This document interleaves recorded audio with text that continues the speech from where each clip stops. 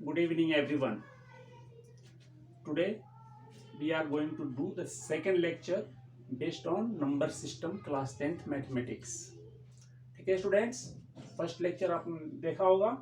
Second lecture में इसमें थोड़ा सा मैथमेटिकल हिस्ट्री है जिसको जानना जरूरी है. क्वेश्चन तो उस पर बोर्ड्स में नहीं आते हैं, लेकिन आप लोगों को जानना और समझना जरूरी है कि कौन से मैथमेटिशियन कब के थे, कहाँ थे, किस कंट्री के थे और उनका क्या कंट्रीब्यूशन रहा नंबर सिस्टम में. तो ये जानना बहुत ही ज़रूरी हो जाता है. तो पहला नाम जो है, फर्स्ट चीज़ जो आपको पढ़ना है एनसीईआरटी में, दैट इज अलॉगरिथम. अलॉगरिथम क्या होता है? अलॉगरिथम एक प्रोसीजर होता है, step by step procedure to perform या टू कंप्लीट एनी प्रॉब्लम या टू सॉल्व एनी प्रॉब्लम. मतलब एक स्टेप बाय स्टेप, पहला स्टेप क्या करेंगे, दूसरा स्टेप क्या करेंगे, तीसरा स्टेप क्या करेंगे किसी प्रॉब्लम को सॉल्व करने के लिए. तो अलॉगरिथम जो है step by step procedure to solve any problem, that is called algorithm. इसका डेफिनेशन आपसे नहीं पूछा जाता, बट इसकी जो हिस्ट्री है मैं ये बताना चाह रहा हूँ आप लोगों को कि ये एक ईरानियन मैथमेटिशियन थे. ईरानियन मैथमेटिशियन जिनका नाम था मोहम्मद इब्न मूसा अल ख्वारिज़मी. ये 780 में पैदा हुए और 750 में इनका डेथ हुआ था. और ये ईरान के रहने वाले थे. ये एडी मतलब क्रिश्चियन एरा में, एडी को सीई भी कहते हैं, क्रिश्चियन एरा. देखिए बीसी जो तो बिफोर क्राइस्ट, क्राइस्ट के पहले का जो जमाना होता है डेट इज कॉल्ड बीसी, और क्राइस्ट के बाद का जो एरा है वो एडी कहलाता है. तो टाइमलाइन आप लोग 10th के स्टूडेंट्स सब समझते होंगे, ठीक है. तो मोहम्मद इब्न मूसा अल ख्वारिज़मी स्टूडेंट्स, तो अलॉगरिथम इसी अल ख्वारिज़म के नाम से ड्राइव किया गया है, ये याद रहना चाहिए आप लोगों को. दूसरा इंपॉर्टेंट चीज है अलजेब्रा जो हम पढ़ते हैं. ये अलजेब्रा ये इन्हीं की मूसा अल ख्वारिज़मी की एक फेमस बुक जिसका नाम है हिसाब अल जब्र व अल मुकाबला. इस किताब से, अब इसमें देखिए अल जब्र आ रहा है, उनका नाम पूरा नाम था, उस बुक का नाम था अल जब्र व अल मुकाबला. तो इसी से, इसी वर्ड से, इस बुक के नेम से ड्राइव किया गया है अलजेब्रा, ठीक है, जो कि आजकल हम पढ़ते हैं. हमारे बताने का मकसद ये है कि ये ईरानियन मैथमेटिशियन उस वक्त 780 से 850 के बीच में वर्क किया और अलजेब्रा को उन्होंने अलजेब्रा पे वर्क किया और उसके डेवलप किया. मेरा मकसद ये है, ठीक है. सेकंड थिंग जो हम पढ़ने जा रहे हैं, लेमा. लेमा जो है ये यूक्लिड्स डिवीजन लेमा के नाम से आपके एनसीईआरटी में दिया हुआ है. स्टूडेंट्स, अब आप यूक्लिड्स के बारे में जानना चाहेंगे तो ये कहलाते हैं actually father of geometry. Geometry के फील्ड में इन्होंने बहुत सारा कंट्रीब्यूशन दिया है. ऑलराउंडर मैथमेटिशियन और फिलोसफर थे ये यूक्लिड्स. और ये before Christ 300 before Christ Greece जो यूनान है उसके अलेक्जेंड्रिया जो सिटी है वहां पे पैदा हुए थे और उन्होंने बहुत सारा कंट्रीब्यूशन दिया है. तो ज्योमेट्री के फील्ड में, नंबर सिस्टम के फील्ड में भी उन्होंने एक बहुत बड़ा योगदान, बहुत बड़ा कंट्रीब्यूशन उनका है, जिसको हम कहते हैं ईडीएल डिवीजन लेमा, ठीक है. डिवीजन लेमा जो है, मैं ये कहूं कि ये डिवीजन लेमा आप 5th स्टैंडर्ड से जानते हो तो गलत नहीं होगा. आप जानते हो, देखो कैसे स्टूडेंट्स, यहाँ देखिए आपको डिवाइड करना है, समझ लीजिए 10 को 3 से, तो 3 3 9 और रिमाइंडर 1. आप सब जानते हो कि ये जो है डिविडेंड कहलाता है. डिविडेंड इज इक्वल टू, ये डिवाइजर कहलाता है, डिवाइजर, और ये क्वोशिएंट कहलाता है, ठीक है, और ये रिमाइंडर कहलाता है. तो इतना तो आप जानते ही हो, है ना, ठीक है. Divisor is equal to dividend into quotient plus remainder. उसी को मतलब एक सिस्टमेटिक वे में बहुत पहले 300 बीसी के आसपास ये यूक्लिड ने इसको इस थ्योरम को पेश किया था और प्रूव किया था. तो सपोज कर लीजिए कि यहाँ पर अगर हम ये डिवाइजर है डी और क्यू क्वोशिएंट है और आर रिमाइंडर है, तो C is equal to D Q plus R, ये कहलाता है यूक्लिड्स डिवीजन लेमा। स्टूडेंट्स एक चीज यहाँ पे बहुत ही इंपॉर्टेंट है, ये कंडीशन यहाँ पर मेंशन हुआ है, इस कंडीशन को जरा ध्यान से देखिए। रिमाइंडर, आप यहाँ देखिए रिमाइंडर जो हमने 3 को 10 से डिवाइड किया, 10 से डिवाइड करने के बाद हमारा रिमाइंडर आ रहा है 1, ठीक है। रिमाइंडर 0 भी होता है, 1 भी होता है, 2 भी होता है, कुछ भी होता है, बट ये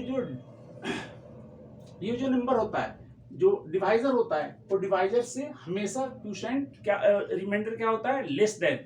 जब डिवाइजर से लेस देन आ जाता है डिवाइड करते करते, तो हमारा डिवीजन कंप्लीट हो जाता है। तो इसलिए यहाँ पे लिखा हुआ है कि रिमाइंडर का वैल्यू जो है क्या होगा, 0 या इक्वल टू, मतलब 0 या ग्रेटर देन 0 या इक्वल टू 0 हो सकता है रिमाइंडर का वैल्यू, लेकिन ये हमेशा लेस देन होगा किस चीज से, डिवाइजर से, ठीक है।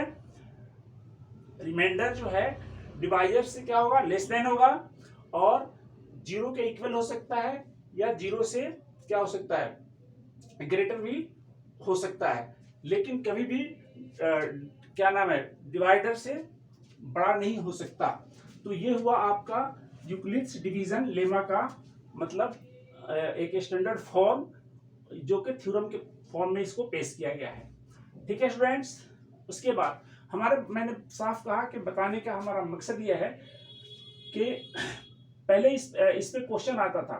एक बात मैं आपको बता दूं, एचसीएफ निकालने के लिए इस थ्योरम को यूज किया जाता था। अब सीबीएसई ने उस पोर्शन को डिलीट कर दिया सिलेबस से, लेकिन जान लेने में कोई बुराई तो नहीं है, ठीक है। अभी भी आप 10th के बाद कोई कॉम्पिटिटिव एग्जाम देंगे तो उसमें ये पूछा जाएगा। बोर्ड के एग्जाम सिलेबस से भले ही हटा दिया गया हो, लेकिन कॉम्पिटिटिव एग्जाम में आ जाता है ये क्वेश्चन, ठीक है।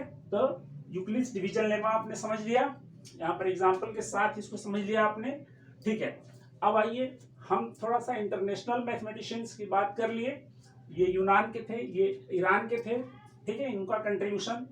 उसके बाद हमें देखना है कि हमारे कंट्री में जो फादर ऑफ नंबर सिस्टम कहे जाते हैं, फादर ऑफ नंबर सिस्टम कहे जाने वाले मैथमेटिशियन जिनका नाम था आर्यभट्टा, ये एंशिएंट इंडिया में 476 एडी में पैदा हुए और 550 एडी या सीई में उनका डेथ हुआ। आर्यभट्टा जो है बहुत बड़े स्कॉलर और फिलोसोफर थे। इन्होंने मैथमेटिक्स के फील्ड में, खासकर नंबर सिस्टम के फील्ड में बहुत कंट्रीब्यूट किया है। क्वाड्रेटिक इक्वेशन के लिए भी इन्होंने फॉर्मूला दिया था, जो कि हमारे संस्कृत में होने की वजह से दुनिया के सामने नहीं आ पाया। उसके बाद से हमारे इंडियन मैथमेटिशियन सब कोई जानता है क्या, श्रीनिवासा रामानुजम, ये नंबर 1 मैथमेटिशियन ऑफ इंडिया इनको कहा जाता है। और इनका जो बर्थ है 1887 में हुआ था और 1920 में इनका डेथ हुआ। बहुत ही शॉर्ट लाइफ उनका, समझिए कि 32 इयर्स के एज में उनका डेथ हो गया, बट इतने ही एज में उन्होंने मैथमेटिक्स को जो दिया, इंडियन मैथमेटिक्स को जो दिया, वो बहुत ही वैल्यूएबल है, उसको हम कभी फॉरगेट नहीं कर सकते, राइट स्टूडेंट्स। उसके बाद इंटरनेशनल सिस्टम का एक और प्लेयर, कार्ल फ्रेडरिक गॉसेस, ये बंदा जर्मनी के बहुत बड़े मैथमेटिशियन, फिलोसोफर,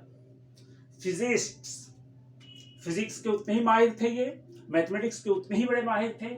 और ये पैदा हुए थे 1777 में और इनका डेथ हुआ 1885 में। इनका क्या क्या कंट्रीब्यूशन रहा, ये हमें जानना बहुत जरूरी है, बिकॉज हम जो है पढ़ने जा रहे हैं फंडामेंटल थ्योरम ऑफ अर्थमेटिक, जो कि दिया हुआ है कार्ल फ्रेडरिक गॉसेस का, ठीक है स्टूडेंट्स।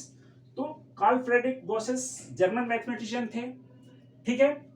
ये उसी तरह से चैंपियन माने जाते हैं जैसे न्यूटन अपने दौर के थे, आर्किमिडीज अपने दौर के थे, सेम उसी तरह से कार्ल फ्रेडरिक गॉसेस अपने दौर के चैंपियन मैथमेटिशियन, फिलोसोफर और साइंटिस्ट। बाइनरी क्वाड्रेटिक फॉर्म्स इन्होंने पेश किया, थ्योरी ऑफ नंबर सिस्टम इन्होंने पेश किया, फोरियर ट्रांसफॉर्मेशन जो हायर मैथमेटिक्स में पढ़ाया जाता है, बीएससी एमएससी में पढ़ाया जाता है, ये इन्हीं की देन है। और फंडामेंटल थ्योरम ऑफ अर्थमेटिक्स जिसको हम पढ़ने जा रहे हैं, ये इन्हीं का कंट्रीब्यूशन है। Fundamental theorem of arithmetics is the has been given by the Carl Friedrich Gauss, the German mathematician. तो चलिए हम आते हैं फटाफट आपको फंडामेंटल थ्योरम ऑफ अर्थमेटिक पे। Fundamental theorem of arithmetic Karl Frederick Gauss's कहते हैं। अच्छा, इनका एक और कंट्रीब्यूशन है, इलेक्ट्रोस्टैटिक। बच्चे जो फिजिक्स पढ़ते हो, ठीक है, तो फिजिक्स में इलेक्ट्रोस्टैटिक में इनका एक थ्योरम है जिसको गॉसेस थ्योरम कहा जाता है। ठीक है, गॉसेस थ्योरम कहता है कि कोई सराउंडिंग है, इसमें जितने भी चार्ज है, तो यहाँ पर इलेक्ट्रिक फील्ड जो होती है वो टोटल चार्ज के 1/ε0 होता है। जब आप मैथमेटिक्स फिजिक्स पढ़ोगे, इलेक्ट्रोस्टैटिक 12th क्लास में, तो वहां पढ़ोगे। तो ये इतने बड़े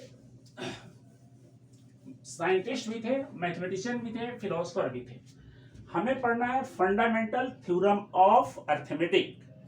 देखिए स्टूडेंट्स, मैं बताने जा रहा हूं आपको fundamental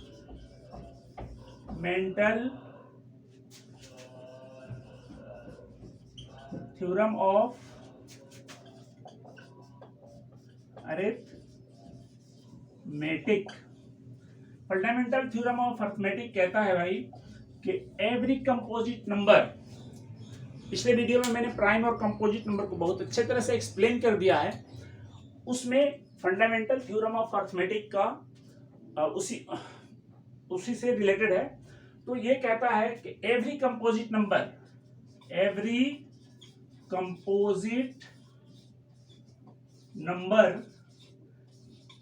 can be factorized or expressed कैसे एक्सप्रेस किया जा सकता है, ठीक है, एज अ प्राइम फैक्टर्स। ठीक है, हर कंपोजिट नंबर को हम प्राइम फैक्टर्स के फॉर्म में क्या करते हैं, फैक्टराइज कर सकते हैं। Every composite number can be factorise in the form of prime factors. ठीक है, और वो फैक्टर्स जो हैं यूनिक होते हैं। क्या होते हैं? और वो फैक्टर्स क्या होते हैं स्टूडेंट्स? यूनिक होते हैं। ठीक है, तो चलिए फॉर एग्जाम्पल हम 300 को एग्जाम्पल के तौर पे ले रहे हैं। देखिए 300 इसका प्राइम फैक्टराइजेशन करेंगे, 150 इतना सबको आना चाहिए, 2 से करेंगे इसको 75, 3 से करेंगे इसको 25, 5 से करेंगे इसको 5। तो हम लिख सकते हैं स्टूडेंट्स कि 300 इज इक्वल टू 2 की पावर 2 इंटू 3 इंटू 5 की पावर 2। क्या देखा आपने कि यहाँ पे 300 को जब हमने फैक्टराइज किया तो 2 ये प्राइम फैक्टर है, प्राइम नंबर है, 3 प्राइम नंबर है, 5 प्राइम नंबर है। तो आपने क्या देखा, फंडामेंटल थ्योरम ऑफ अरिथमेटिक के according every composite number, 300 composite number है, उसको हमने फैक्टराइज कर लिया, एक क्या प्राइम फैक्टर्स के फॉर्म में हमने क्या कर लिया, फैक्टराइज कर लिया। इस तरह से every number can be factorise, every composite number can be factorise in the form of primes. Primes के फॉर्म में इसको फैक्टराइज कर सकते हैं और ये फैक्टराइजेशन यूनिक है। ठीक है, अच्छा इसका ऑर्डर देखिए कितना मजेदार है। ये अगर x है और 2 अगर क्या है, P1 है, तो P1 लेस देन होगा P2, लेस देन होगा P3, लेस देन होगा P4 एंड सो ऑन। ठीक है, इस तरह से आप इसको फैक्टराइज कर सकते हो। इस ऑर्डर में फैक्टराइजेशन होता है, तब ये यूनिक होता है। अच्छा स्टूडेंट, चलते चलते जल्दी से एक चीज हम आपको बता दें कि देखिए हमने इसको फैक्टराइज तो कर लिया 300 को, अब आपको पता करना है इस तरह से प्राइम फैक्टराइज करने बाद कि इसमें कितने फैक्टर्स बनेंगे। फैक्टर का मतलब ये होता है 2 इसको डिवाइड करेगा, 3 इसको डिवाइड करेगा, 5 इसको डिवाइड करेगा, है ना। फैक्टर का यही मतलब होता है।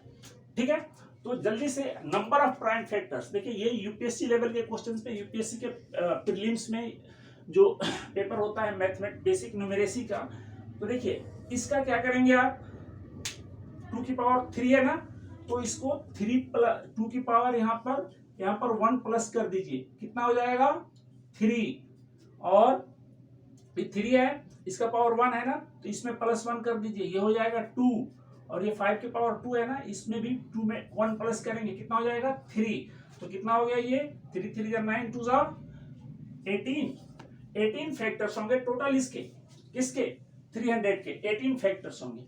तो इस तरह से हम इसको नंबर ऑफ फैक्टर्स भी निकाल सकते हैं। समझ में आ गया? तो फंडामेंटल थ्योरम ऑफ अर्थमेटिक को हम डिस्कस कर रहे हैं। एक एग्जांपल लेते हैं फंडामेंटल थ्योरम ऑफ अर्थमेटिक का, और उसके बाद से फिर हम नेक्स्ट क्लासेस में करेंगे। ठीक है गाइस?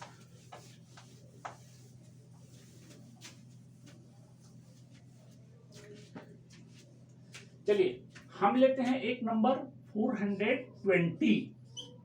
ठीक है गाइस? तो इसको हम फैक्टराइज करेंगे, फैक्टर ट्री हम बना रहे हैं। तो 2 मान लीजिए, 2 से ये डिवाइड हो रहा है, 2 से डिवाइड होगा, कितनी बार में डिवाइड होगा, यहाँ देखिए 2 2 जा 2 1 जा 2 10 हो गया। फिर इसको हम फैक्टराइज और करेंगे इस नंबर को, तो ये भी 2 से फिर डिवाइड होगा, तो 2 तो रहेगा यहाँ पे। उसके बाद से इसका दूसरा फैक्टर क्या बनेगा, देखिए 2 1 जा 2 105 आ गया। फिर 105 को, अब 105 2 से डिवाइड नहीं होगा, ये 3 से डिवाइड होगा। ठीक है, 3 से डिवाइड होगा, तो 3 लिखिए, और इसका जो फैक्टर होगा 3 3 जा 9 3 3 जा 9, और 1 आएगा 3 5 जा, ये 35 आ गया। ठीक है, अब 35 स्टूडेंट्स देखिए 35, फिर इसको फैक्टराइज किया जा सकता है, ये आएगा यहाँ पर क्या 5, और दूसरा फैक्टर इसका होगा 7। तो इस तरह से आपने देखा, हमने 420 को क्या कर लिया, इसका ये कहलाता है फैक्टर ट्री। क्या कहते हैं स्टूडेंट्स? फैक्टर ट्री बना दिया, इसके प्राइम फैक्टराइजेशन कर दिया। अच्छा, इसी चीज को हम ऐसे भी कर सकते हैं, देखिए फटाफट 420 2 2 जा 2 1 जा, देखिए 2 से 2 1 जा 2 5 जा, अब 3 से 3 3 जा 3 5 जा, फिर 5 से 5 7 जा, तो देखिए 2 3 5 7। तो इसके 420 को हम कैसे लिखेंगे, बोलिए 2 की पावर 2 दो बार है, उसके बाद से 3, उसके बाद से 5, उसके बाद से 7। तो these are the prime factors of 420। चलिए आप चलते चलते ये बता दीजिए फटाफट कि इसके जो है कितने प्राइम फैक्टर्स बनेंगे, किसके नंबर ऑफ प्राइम फैक्टर्स। तो मैंने बताया था कि इसके पावर में 1 ऐड करेंगे 3 हो जाएगा, इसका पावर 1 है, इसमें 1 ऐड करेंगे 2 हो जाएगा, इसके पावर में 1 ऐड करेंगे 2 हो जाएगा, इसके पावर में 1 ऐड करेंगे 2 हो जाएगा, कितना हो गया 2 2 जा 4 2 जा 8 8 3 जा 24। जो बच्चे आगे हायर क्लासेस के लिए, हायर कंपटीशन के लिए जाएंगे, उनके लिए खासकर यूपीएससी के प्रीलिम्स का जो सीसेट का पेपर होता है, इसमें नंबर ऑफ फैक्टर्स पूछा जाता है फटाफट, तो इस तरह से आप निकालेंगे। ठीक है, नंबर ऑफ फैक्टर्स बिना प्राइम फैक्टराइज ऐसे करने के बाद नंबर ऑफ फैक्टर्स ऐसे निकाल लेंगे आप फटाफट। ठीक है, तो थैंक यू स्टूडेंट्स। मैं आप लोगों से रिक्वेस्ट कर रहा हूं कि अगर मेरी वीडियो, मेरी मेहनत आप लोगों को अच्छा लगे, पसंद आए, तो वीडियो को शेयर करिए, लाइक करिए, लाइक करना कभी मत भूलिए, और कमेंट्स अपना लिखिए कि हम और क्या इसमें मॉडिफिकेशन कर सकते हैं, क्या चेंजेस कर सकते हैं, कैसे हम अपने वे ऑफ टीचिंग को और इम्प्रूव कर सकते हैं। Thank you.